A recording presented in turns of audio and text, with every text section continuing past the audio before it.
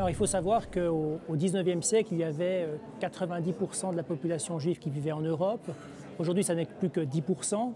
Il y a eu bien sûr, lors de l'Holocauste, l'extermination de la population juive, qui fait que dans une grande partie des endroits où la population juive vivait, elle a disparu.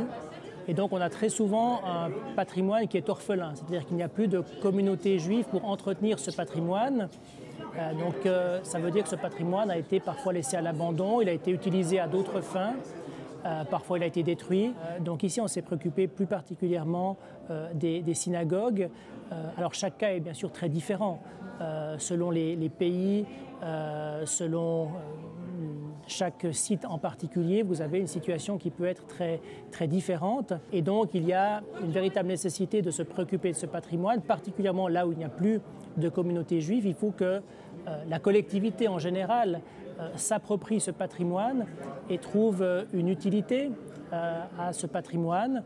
Ça peut être un lieu de souvenir, bien évidemment. Ça peut aussi être un lieu qui est utile pour l'ensemble de la collectivité, un lieu de rencontre.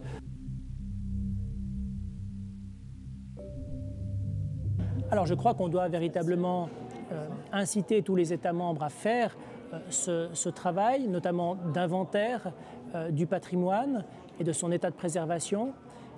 Et chaque État doit aussi imaginer des moyens de financement.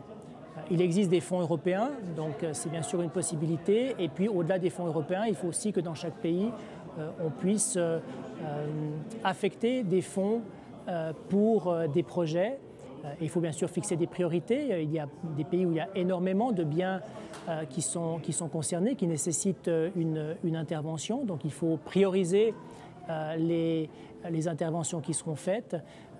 Et donc il faut aussi associer la communauté locale, la société civile, la communauté juive là où elle existe, que ce soit au niveau local ou à un niveau national, parce que c'est finalement aussi elle qui doit pouvoir dire ce qu'on peut faire, par exemple d'une synagogue. Bien évidemment que c'est un patrimoine très particulier, c'est un patrimoine religieux à la base, donc il faut aussi tenir compte des souhaits de la communauté juive.